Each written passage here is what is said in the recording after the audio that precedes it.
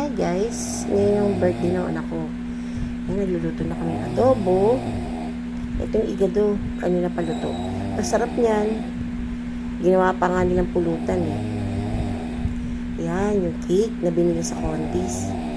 Akala mo malaki pero maliit lang yan. Siguro kasi laki lang ng palad ng asawa ko. Pero napakasarap yan. Yan daw ang bestseller eh, ng Contis. Kaya sa susunod yan, bibili ko. Ang sarap.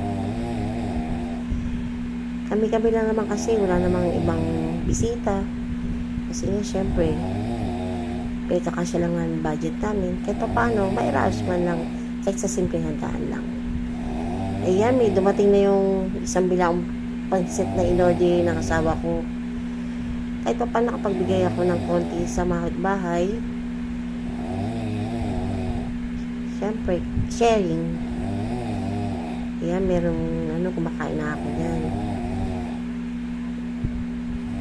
Ito yung cake na naman. Natutuwa ako dyan eh. Ayan, tutulusan na ng kandila. Lalagyan na ng kandila para maihipan na ng anak ko. Ayan. Di ba? Nagulat siya.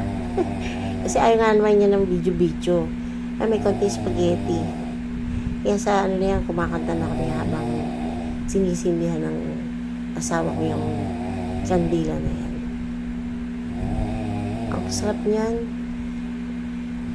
Gusto ko rin yung Contis na yung cake na yan. Ang sarap.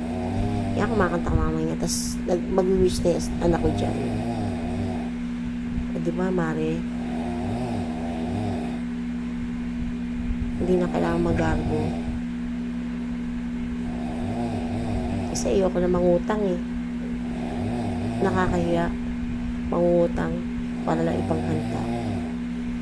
Kaya kasya lang namin budget namin. Natuwa siya. Uyuni ka ihi kasi namin yan eh. Kahit pa paano, mahandaan lang namin kahit konti. Ayan, nagiinuman na mga mag-anak ng asawa ko. Pag-asawa ko. Lasing niyan, tsaka kumain rin yung hilik. Ngayon, habang nag-voice over ako, asawa ko